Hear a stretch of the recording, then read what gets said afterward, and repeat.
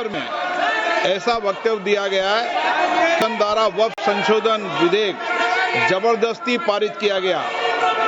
वक्फ संशोधन विधेयक पर सदन द्वारा 13 घंटे 53 मिनट चर्चा की गई, जिसमें सभी दलों के 61 सदस्यों ने विचार रखा है। इस विधेयक पर 3 बार मत विभाजन हुआ, अतः इस विधेयक सदन के नियमों के अनुसार நாடாளுமன்ற பட்ஜெட் கூட்டத்தொடரின் 2ஆம் அமர்வு மார்ச் 10ஆம் தேதி தொடங்கிய நிலையில் இன்றுடன் நிறைவு பெற்றுள்ளது. இதனைத் தொடர்ந்து நாடாளுமன்ற மக்களவை தேதி குறிப்பிடாமல் ஒத்திவைக்கப்பட்டிருக்கிறது.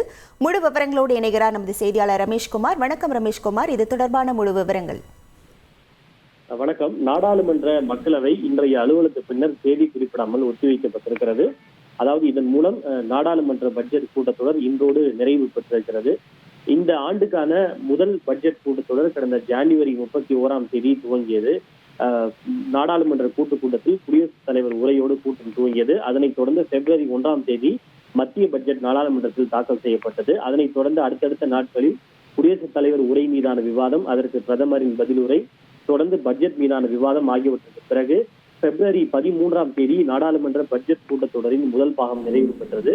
சிறிய இடைவெளிக்கு பிறகு கடந்த மார்ச் 10ஆம் தேதி நாடாளுமன்ற பட்ஜெட் கூட்டத்தொடரின் 2ஆம் பாகம் தொடங்கியது. இந்த 25 நாட்கள் நடைபெற்ற இந்த 2ஆம் பாகத்தில் பல்வேறு மானிய கோரிக்கை மீதான விவாதம், ரயில்வே துறை, வேளாண் துறை, சாலை போக்குவரத்து, விமான போக்குவரத்து உள்ளிட்ட மானிய கோரிக்கை மீதான விவாதம் நடைபெற்று பல்வேறு மசோதாக்களும் நிறைவேற்றப்பட்டிருக்கிறது.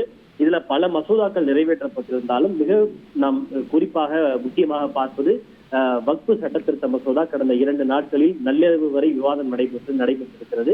இவை தவிர குடியேற்றம் மற்றும் அயல்நாட்டவர் மசோதாவும் மிக முக்கியமான மசோதாவாக பார்க்கப்படுகின்றது.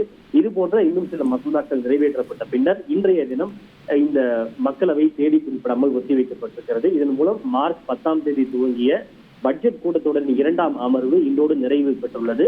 மாநிலங்களவையும் நண்பகல் 1 மணி வரை ஒத்திவைக்கப்பட்டிருக்கிறது. 1 மணிக்கு மீண்டும் கூடும்போது மாநிலங்களவையும் இன்றோடு ஒத்திவைக்கப்படும் என்று எதிர்பார்க்கப்படுகிறது.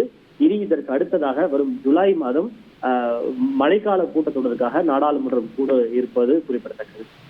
உங்கள் முழு விவரங்களுக்கு நன்றி ரமேஷ்குமார். செய்திகளை உடனுக்குடன் தெரிந்து கொள்ள உடனே சப்ஸ்கிரைப் பண்ணுங்க.